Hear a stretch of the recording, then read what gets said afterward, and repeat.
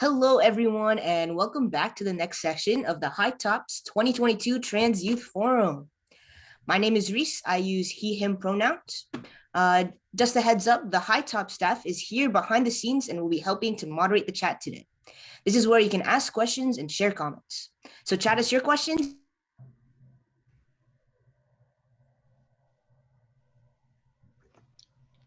Hi, I'm Miriam. I use she, her pronouns. I am 13 years old, and this is my first year being on the Youth Advisory Board.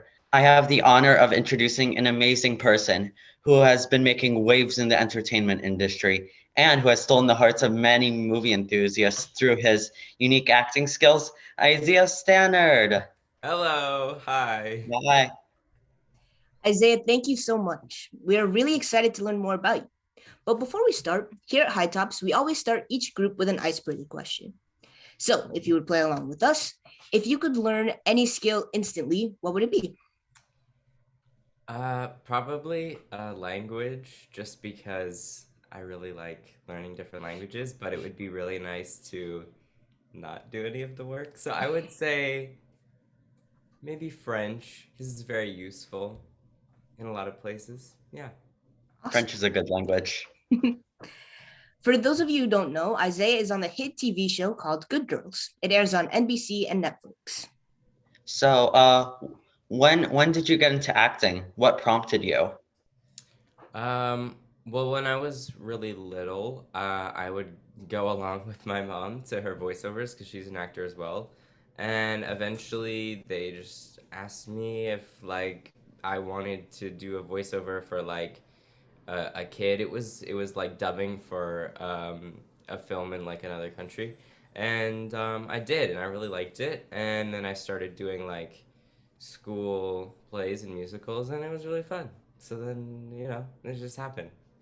Awesome. So right now we're just gonna go and take a look at a clip of you from Good Girls. That was so heartwarming to I watch. loved it. Beautiful. Again, if anybody in the audience wants to go and watch Good Girls, it's on NBC and you can catch it on Netflix too. So Good Girls, the final season's already aired. Are there any acting projects that you're currently working on? No, not currently. I'm just doing my school musical and just finishing my senior year of high school. Awesome. Could you tell us about an average day of your life now that you're just doing high school? Well, I switched my classes to the afternoon, so I don't have to get up super early anymore. And I don't know, just got humanities, taking forensics, which is a very disturbing and interesting subject. And then I have either performing arts class or I have rehearsal for the musical. That's it. So, with that said, how do you navigate school when on set? Uh, well, it's interesting because of course I don't work every day when I'm like working on a project, but if I'm on set and it's, just like a regular day, I have to do 3 hours of school at least. And so in between, like, if they're like moving the cameras and doing a different shot and stuff, I'll have to go do like 20 minutes of school and then come back and do that. But when I'm working on a project and I'm not called for that day, I just gotta go to school. So Hmm. yeah. Cool. We got a couple of questions from the audience. Everybody wants to know, what musical are you Oh doing in school? yeah, I'm doing Bat Boy the musical. It's like an old cheesy 90s like cult classic musical, very campy and very weird. Does it have to anything to do with Batman or no?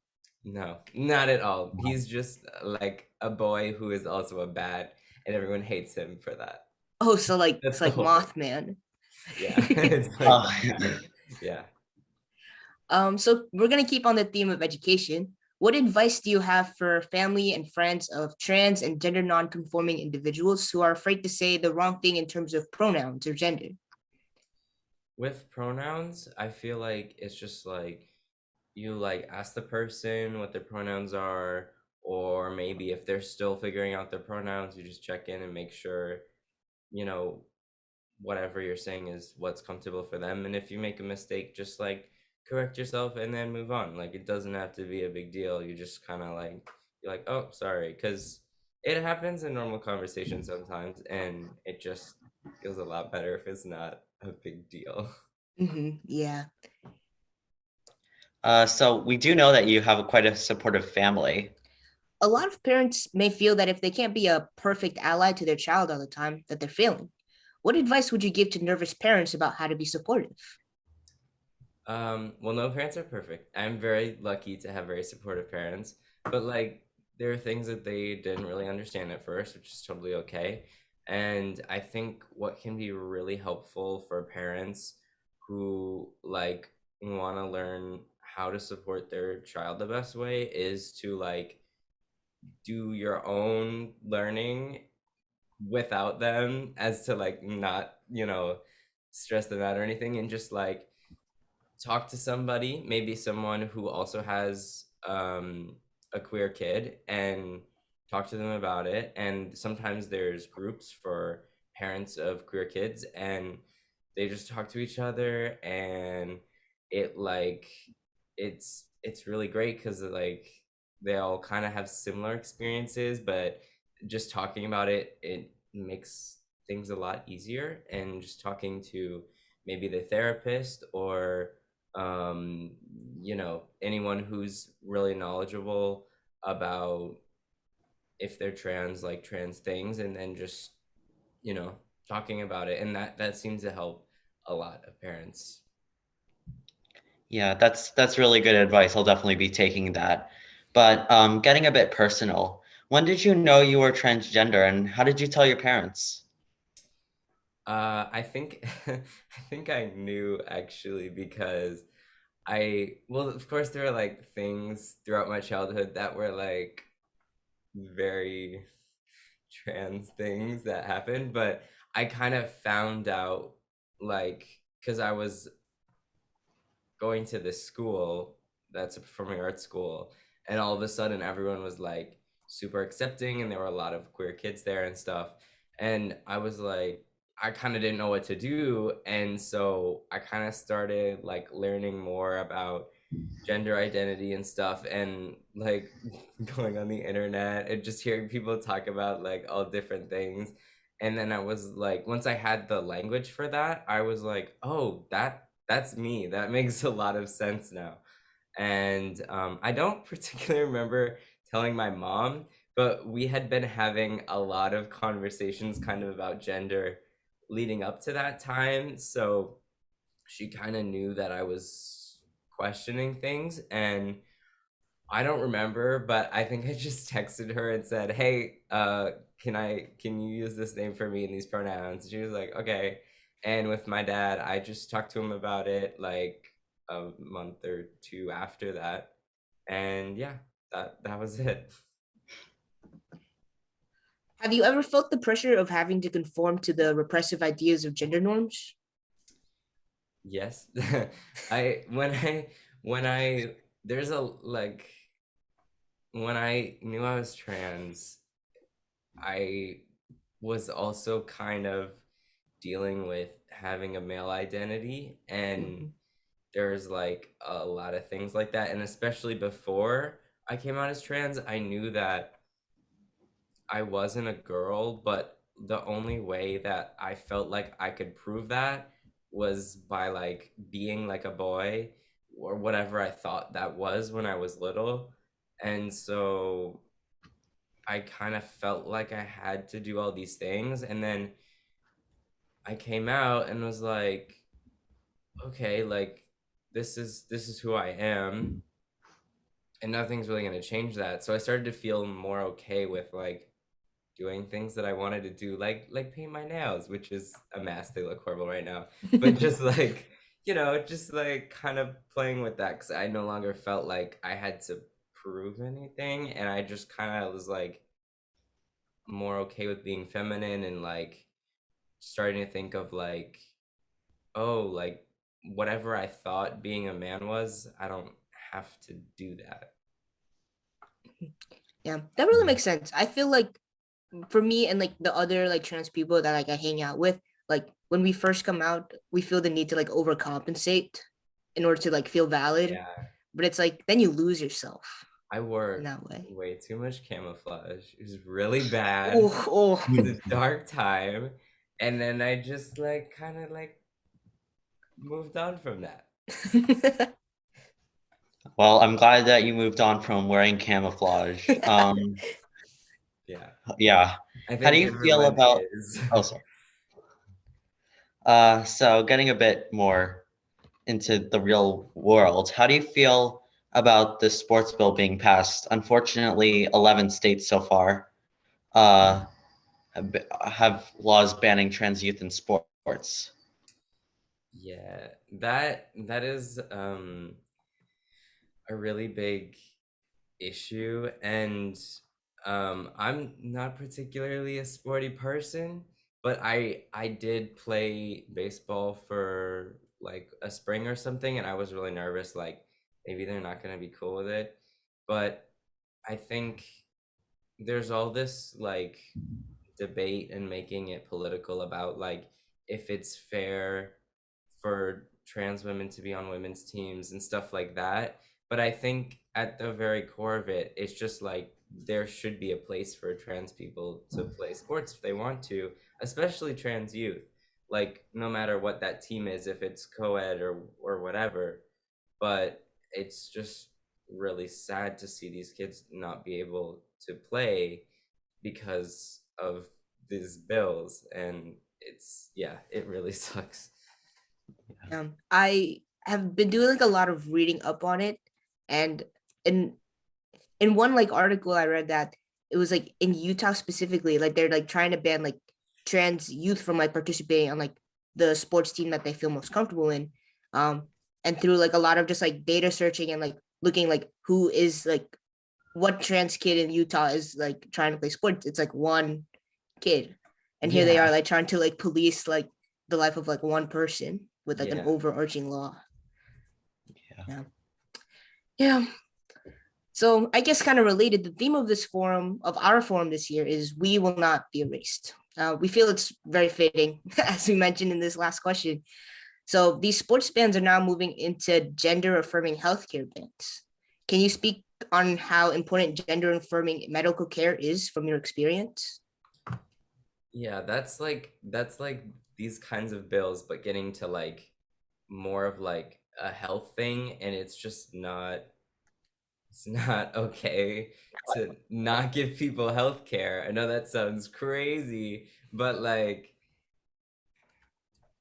every trans person should be able to have a right to healthcare. And while medically transitioning or going on hormones isn't part of everyone's path, that should be an option.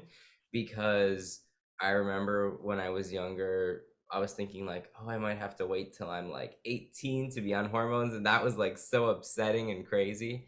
And luckily, like I was able to start hormones, and that made me feel a lot happier. But I can only imagine like if I just was never able to, that would be like that would be so stressful. That would be like that'd probably be like all I was thinking about, is trying to figure out how I can like move on. Because for me, going on hormones is a really important part of my transition, and it's made me feel a lot more comfortable and happier with myself.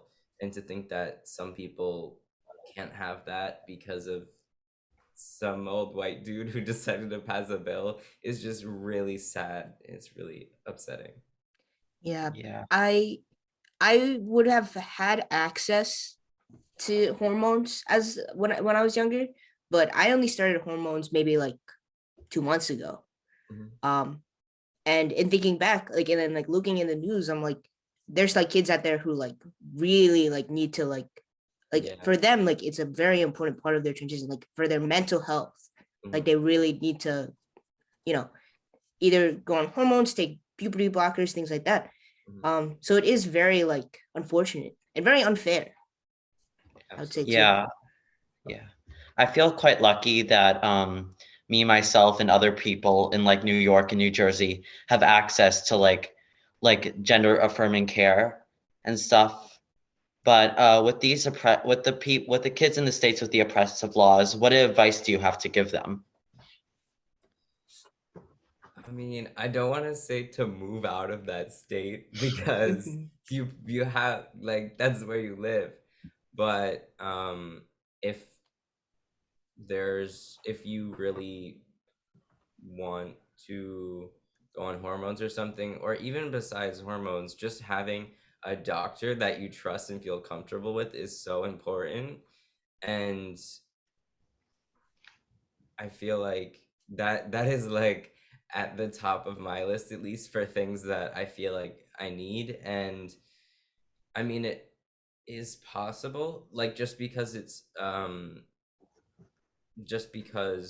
legislation is trying to be passed, it doesn't mean that people aren't still willing to do it.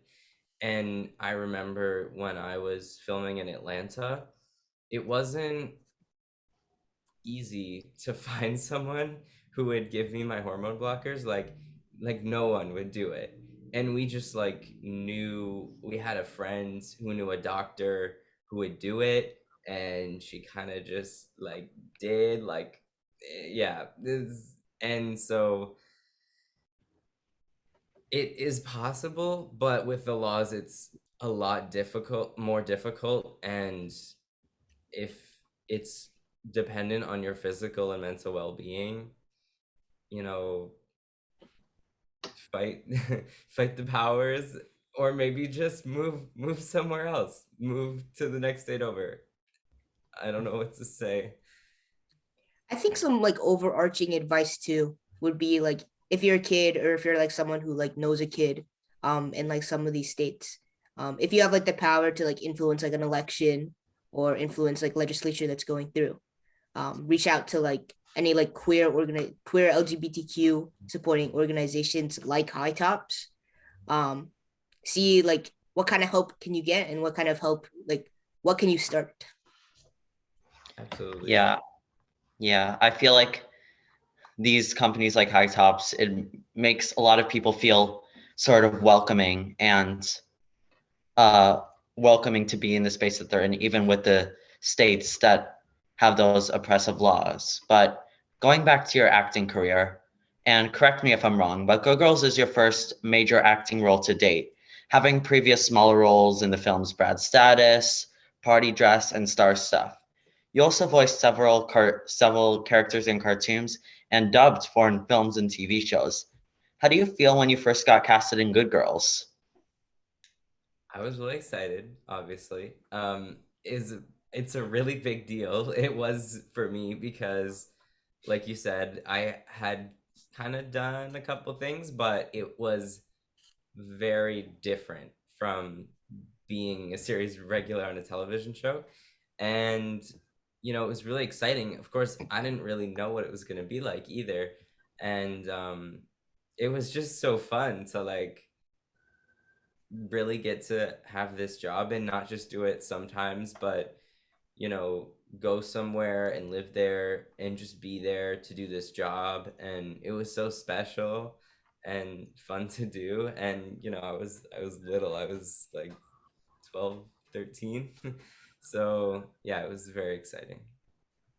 So we found out that your character Ben Marks on the show wasn't trans at first. Then when you were cast, the character was changed to Sadie to allow for the trans storyline. How involved were you with this Sadie character transitioning to Ben?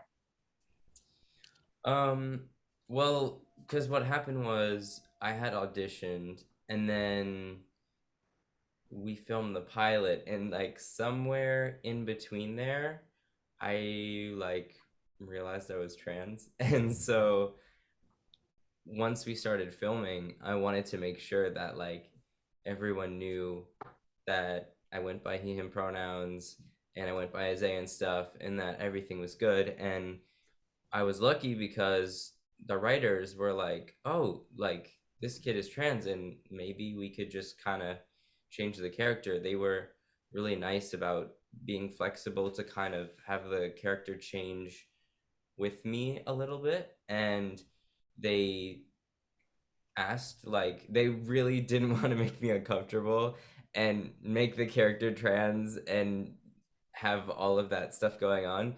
But I assured them many times, like, this is super awesome. I would be so happy if you made the character trans.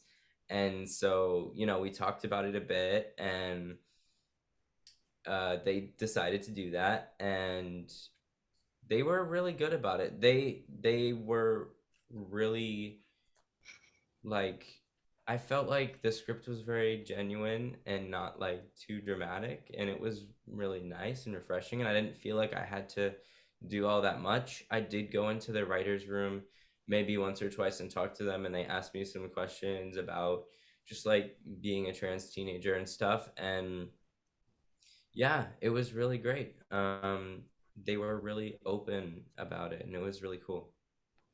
That's really awesome. Yeah. Yeah, that's a good, what an incredible director. And it's also nice that you were able to advocate for yourself while on set. And even though like you were able to advocate for yourself, did you feel like you had any like reservations about coming out during filming?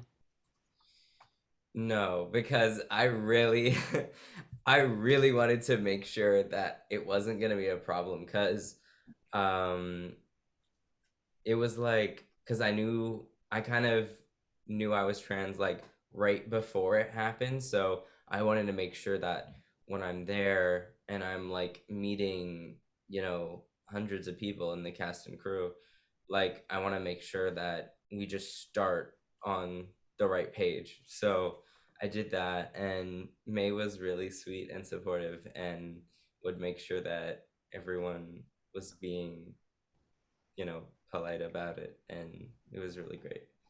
Aw. Yeah. That's great. So I guess you're just talking about like having a safe space on set. Did you have to like do anything to like foster that kind of safe space and like make sure that like you felt comfortable? I felt pretty comfortable, like right off the bat. In Atlanta, the crew was, como se dice? They were people based in Atlanta, or not exactly in Atlanta, like outside of Atlanta in Georgia. They were all very like understanding. There was a little bit of like, I was a little bit nervous about that, just because there was, it's like, I don't know if you've ever been to Georgia, but there's, in the center in Atlanta, there's a lot of like cool, like liberal, open minded people. And then when you leave that little space, there's people that are used to just seeing their neighbors who are just like them. So I was a Mm-hmm. little nervous about that, but it turned out fine. And then when we were filming in LA, the crew was this amazing crew of people who had been working together for 9 years, and they all just worked together super well. And yeah, they were really great about everything, and it was good. So when you were on Good Girls, how did you feel like the character? Because we saw the clip of the character coming out as trans. How do you feel about the character? How does it represent your life experiences? Well, the coming out scene in particular, I felt like it was so special just because it wasn't a problem. And while there are, people who aren't accepted, or maybe their parents don't understand right away and then they kind of like figure it out, it was really nice to have this moment where it was okay, because it is okay. And maybe like some parents will see this and be like, oh, like this person came out and then they're just like happy, and then they're still friends with their parent, not like friends, but like they still have a good relationship with their parent. And it was just really nice because I had that experience as well. and my mom and my dad have been really cool about it, and it just wasn't a huge thing or problem. It was like just sharing another part of me with them. So I guess moving a little bit away from Good Girls, what do you think overall of transgender representation in the media? Hmm. Well, that's a big question. There's been a lot of it, a lot of bad representation. Um, I would say there's been a lot more good representation recently. Um, and I think there will be even more of it as we start to kind of tell our own stories, more trans people in writers' rooms, writing their own screenplays and scripts, and trans actors making sure that it feels authentic to them. Off the top of my head, I mean, Pose is really good. That was probably the first time that I was like, oh, this is so awesome. Like, it's not just one trans character, like, so many of them are trans, and it was just like super awesome. And all of the actors are actually trans, which I think is an important part of it. And yeah, it's like really exciting that the industry is changing in this way. Yeah. We have an audience question actually. Do you have any like favorite transgender characters and or actors? Um, hmm. Well, okay, this is probably gonna start a whole thing, but in Euphoria, I really like Jules. While her character is maybe not like the best person all the time, Yeah. I do really appreciate her and I appreciate her representation. Like, I don't know if anyone watched this special episode when there was just no more season one and was just waiting, and they had Jules' special episode and she's just talking to her therapist. I felt like that was so nice because it was just like even though I'm not trans feminine, I felt like I really related to that and everything she was saying, and it was really nice. It was really sweet. And of course Pose as well. Um, all the actors on Pose are super cool, and I can't really think of anything else that's as mainstream as that. But yeah, there's getting to be more things. Yeah, hopefully in the future there'll be more TV shows with trans characters that we could recognize. Mhm. Yeah. But going a bit off topic, have you received any like negative or harsh feedback? And if so, how did that impact you? I've been pretty lucky. Most people have been really good and really like nice and happy about seeing a trans character being portrayed. Um, or maybe that's just because the people that I'm interacting with are people that follow me on Instagram. So most people aren't wasting all their time following someone they don't like, but most people have been really nice. And when I get like occasionally I'll get like some comments of people that are um, more negative, I kind of appreciate it because then I feel like I'm actually getting somewhere because I'm starting to piss people off a little bit. And no, it's nice. I like it. I don't know if that's a normal answer, but yeah. No, yeah, that makes a lot of sense. So early today we had Jake Graff as one of the interviewees. He talked about the industry being like really hard in terms of like film and television. How do you stay motivated and inspired to keep working? Like even like past those like maybe like not hateful, but like more negative comments. Yeah. Well, yes, part of it is, if someone just doesn't want a trans person in their scripts or whatever, or they don't want me to work for them. Of course, I won't really know that. I just won't get the job, and that makes it harder. And of course, also sometimes you audition, you do your best, and it's like that's all you can do. and you might not get cast for any number of reasons. It might be like they already cast like an older or younger version of your character and you just don't look like them at all, or something stupid like that. And you kind of, but of course you never know like why you didn't get it. So you just kind of have to try not to get discouraged. I auditioned for maybe 2 or 3 years before I really got much work, and it was kind of difficult because I just felt like I wasn't getting anywhere. But I kind of realized it's not really a personal thing, um, or if it is, it's like okay, whatever. Um, and then you just kind of have to keep going because eventually you'll be just right for whatever thing, and it'll just work. But it can take a long time to find that, and that's why it's also kind of important to just write something, work on your own projects, or even if it's not related to acting, just doing something artistic and that you're creating yourself. Because even if it doesn't really go anywhere, it's a nice thing to do, but you never really know if it could become something bigger. Hmm. I guess we kind of touched on this a little bit earlier in terms of talking about trans people in writers' rooms. But what do you think the future of television and entertainment looks like in terms of LGBTQ plus representation and storytelling? Well, I think with the more trans people that are writing their own stories and portraying trans characters, the more that we do that, the more it's going to feel more genuine and authentic.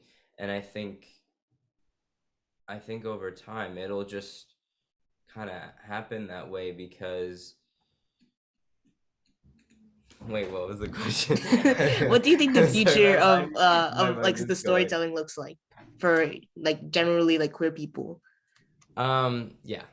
I think one like the more we tell our own stories, um it'll just be so much more powerful because it's our own story. And you know the more trans people that are in the industry, the more we kind of foster our own creativity and put our own stories out and just speak from like an authentic place that because you're living it. It just will get a lot better representation, a lot more beautiful queer stories. And I'm really happy to be a part of that. And I'm looking forward to that, seeing that from other people too.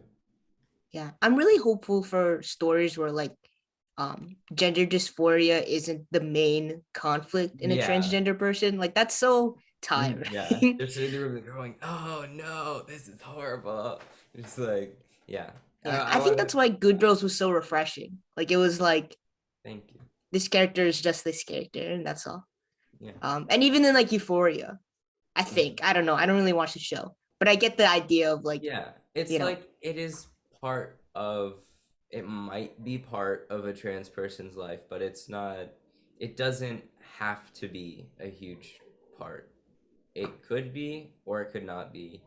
And I'm happy that there's more representation of just other things because I happen to be trans, but I do other stuff too. And I think it's really cool that that's starting to be expressed more. Yeah, that reminds me of the Jake Graff interview earlier saying that how trans people shouldn't really be tokenized or just used as like a diversity points in a sense. But we do have an audience question actually. What would be your dream role for the industry? My dream role, I feel like that's a tough question. Um, I love playing queer characters. I would play someone who's not queer or something that's just not really specified. I think that'd be cool. But there is something really special about bringing queer characters to life. So pretty much anything like that. When it comes to like theater, I feel like it's easier to answer the question with theater because you can be like, oh, maybe someday I'll play this character in this show. I've always kind of wanted to play Mort Stiefel in Spring Awakening. I just really I want to. see I don't it. know I why. see it right in front of me. Yeah. Yeah. Yeah, I would love to do that.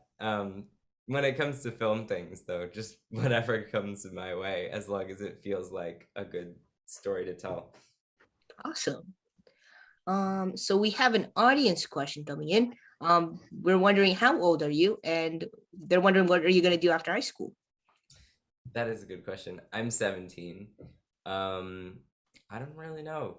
I am gonna start auditioning and start working again, most likely in the fall once I'm graduated. But I don't really know if I'm gonna do that and when and how long and where. So it's just kind of up in the air. Um, I'm don't know if I'm gonna go to college, but I definitely know that I'm not going to college next year. That's for sure. And I don't know. In the time that I've spent on a break, I've just been kind of singing and like playing instruments and taking pictures and painting and stuff. And I don't know if I like necessarily want to do any of those things as a career, but maybe I will. So I'll probably be doing that and starting to audition again. And that's gonna take some time probably. Mhm. So I'll have a lot of time to figure that out. I don't So, know. I don't know is the yeah. answer. So, if you go to college, what would you like study? I probably would study language. I know I kind of mentioned that before, but that's like, I think me personally, I probably will end up doing some kind of creative, even if it's not performing, some kind of artistic thing for a career. And I still really enjoy learning things. Um, but I think the main academic subjects that I think I'd actually be passionate enough about to go study is probably language stuff and maybe psychology. Really like psychology as well. Um, and learning languages is so cool too, Mhm. because if you like travel, you can use it and connect to other people. I always just liked it. I think it's really fun. So we got a couple of audience questions. As for like your hobbies, Mhm. someone's wondering what kind of instruments do you play? I play a lot of instruments not very well. Um, Master of none is the key phrase. I play a little bit of piano. I have a piano over there. Um, I took a little bit of guitar a long time ago. Kind of lost that skill, but I would like to learn a little bit more again. I also learned a little bit of drums. Also not very good at that. I have a flute that I have that I don't practice on. You know, it's very fun though. I feel like music is very grounding for me. Um, so even though I probably will never become a composer or a very good pianist, I still really enjoy just playing the piano. Like whenever I feel like it, just makes me feel great. Cool. I guess it like also just like asking about like music. Do you have like a favorite artist? Yes, Bleachers is my favorite band. Um, I also, well, you can see I'm wearing this One Direction shirt. It's ancient 2010, or Wow. sorry, I 2012 love that. Up It's All Night it's tour. vintage, It as is as the kids would truly say. vintage. It's 10 years old now, and it's just gonna become more precious with time. Um, I do really like One Direction. I listen to them a lot, probably too much, if I had to say. Um, and like this shirt, right? This is from their first album. Their first album, it's not great, but I really love it. It's not very good at all, but it has a very special place in my heart. And yeah, there I have a lot of artists and songs like that. But I would say for the most part, Bleachers is my favorite. Um, I really like Harry Styles' solo music, Lady Gaga, of course. Just all sorts of things. Yeah. Yeah. So another audience question we have is, do you have like any interest in like a marching band per se? A marching band. Yeah. That would be cool. I think playing instruments is already hard while you're not moving, but I would be willing to try it, I guess. Um, it's very exciting, very flashy costumes and such. I Yeah, think it'd be fun. cool. Sounds nice. Oh, we have another audience question. They're wondering if music, painting, or art is a form of therapy for you. Yeah, a little bit. I think music is a lot because I listen to music a lot and it can like really change your mood and that can be really nice. I think art can also be very therapeutic.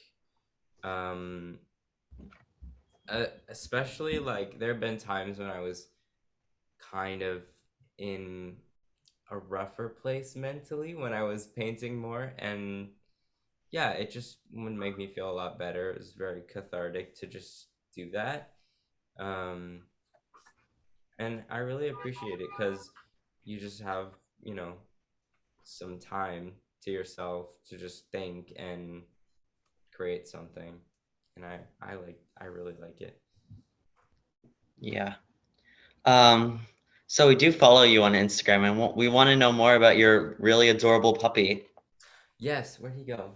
Nico, he's somewhere. He's small. I gave him the bath the other day.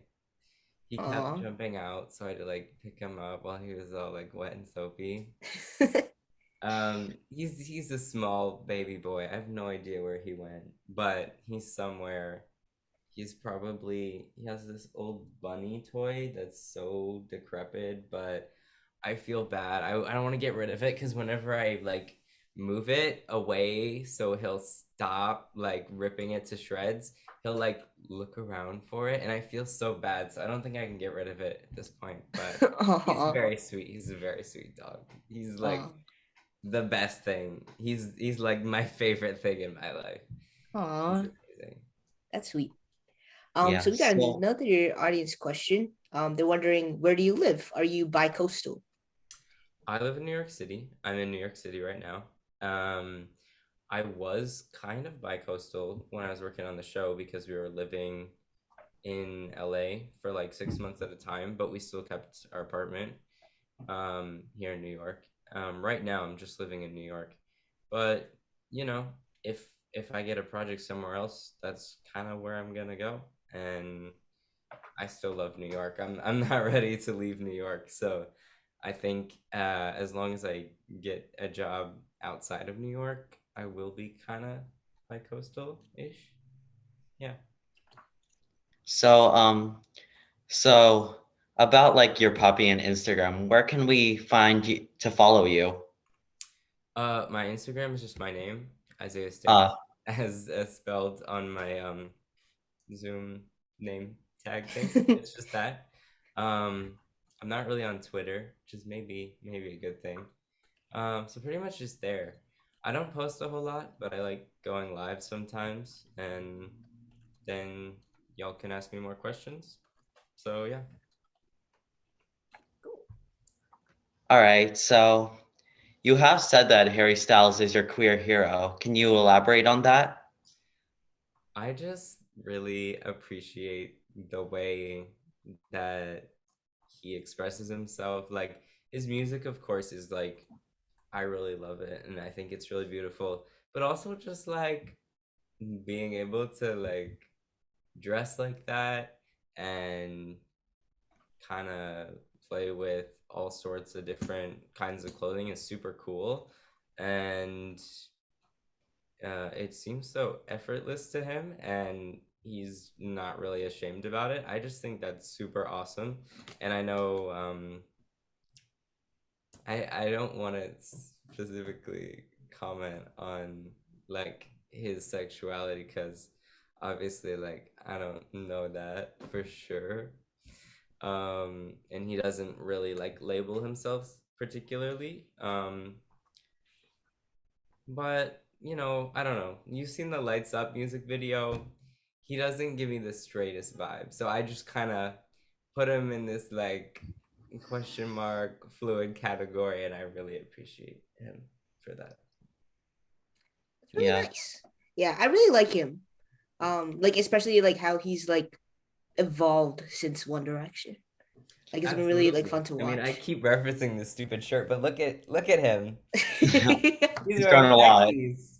He would never do such a thing anymore. Yeah, yeah. Uh, But I love the small Harry. I love him through all of his changes and growth. I think he's a cool person.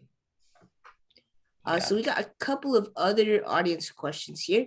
Someone is wondering, how did you come out to your friends? Was it harder or easier than coming out to your family? That's interesting. I think it was probably easier to come out to my friends. I had some friends that I think called me he by accident at one point, and I was like, and they were like, "Oh, I'm sorry," and I'm like, "No, it's fine." And they were like, "Do you want me to call you like he and you see him pronouns?" And I was like, whatever.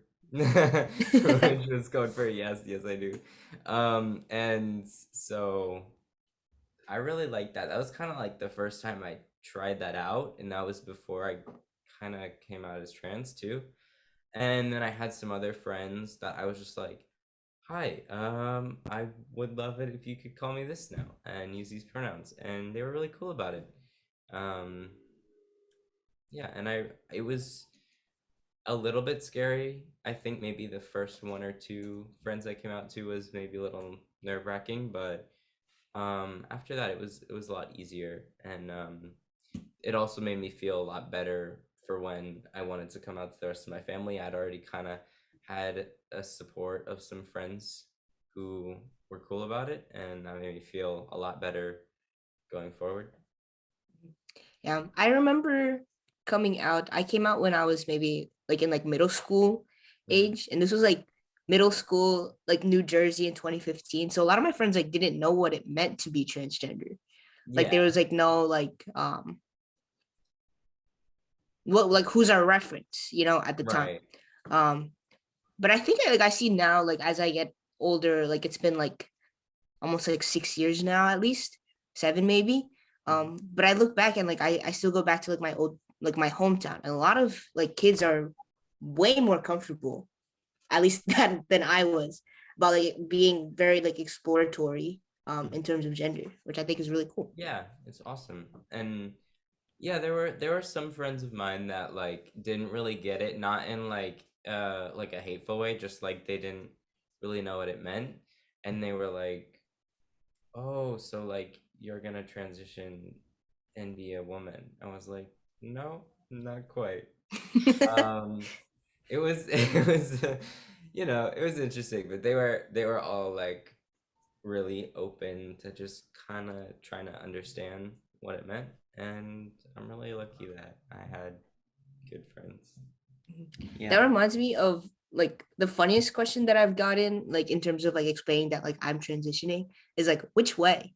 Yeah, it was people thought that I was like a little cis boy when I was like 8 before I knew I was trans, and that was a weird experience, but also kind of funny because I liked it. But it was weird. And then when I say I'm trans, it was like they didn't like there were some things that didn't really click in their head, but I think it all turned out all right. So we do have another audience question actually. What was Whatever. one or what was one or a few of the most meaningful shows of advocacy that your friends or family did for you after you came out? What? Wait, Oh, sorry, can you just say that one more time? okay, okay. What was one or a few of the most meaningful shows of advocacy that your friends or family did for you after you came out? Hmm. I just like I feel like, well, specifically on set, like May was really cool about like if someone messed up my pronouns, she would just like say something, which is like the sweetest thing because I was always so awkward about it and I didn't want to like correct people. I really appreciated that a lot. And she also got me this little bracelet that said Isaiah on it, which is Aw. really That's so sweet too. sweet. Um, no, but like my family was really cool about it. I remember when my parents would first like say things like they would like write me a birthday card and be like, I love you, son, or something like that. It was like very simple, but like when it was the first one, I was like so happy. I was like, this is the best thing. Like, yeah. Just like simple things like that made me feel really happy and like accepted. Hmm. It's really sweet. I guess one more audience question. We're kind of near the end of our time, but I think someone wants to know, how did you choose your name? Oh, well, when I was a small child, again, I'd be like, so if I was born a boy, like, what would you name me? Um, I always, like, I definitely asked that at a young age. And, my mom said that they were thinking of naming me Isaiah. And so every Pokemon game I played, the character name was Isaiah. I wrote these little That's stories so about transgender. it really is. Yeah. I started like writing stories about me and my friends like going on adventures and my character was always named Isaiah and he was always a boy. And you know, I'm not going to say that I should have known, but like that was always something that I was thinking about when I was little. And so when I knew I was trans and was coming out, I kind of thought about other names for like a short amount of time. But I was like, pretty much Isaiah is the one for me to Yeah. choose. I Yeah. was about to make my middle name Isaiah, but then I remembered that there was this like weird kid in middle school who I didn't like. So I was like, I'm just gonna, Oh, my middle name will be Isaac. There's No offense so to you. there's like enough Isaiahs that you know one or two, but so few that you can't be like, oh, Confused. I've met a lot of different kinds of Isaiahs. Like if you meet an Isaiah who's an asshole, you're like, you just gotta think of that. So I totally understand. Yeah. Yeah. Um, yeah. So, it was actually kind of similar for me when I chose my name. I remember when I was quite young, I always asked my parents, like right before I went to bed, if I was a girl, what would you name me? And they always said like Rosa or Miriam, and I remember back now, like a few months ago, when I was thinking of a new name, I was like, well, my parents were thinking of naming me Miriam, and I also have a great grandmother who's also named Miriam, so Mhm. I felt like, in respect to that, I'll name myself Miriam. That's really aw. special. And you're lucky that it's a good name too. They're not It like, is. I was gonna name you insert weird name. You're like, it's really pretty, and then you just go with that. Yeah, it's cool.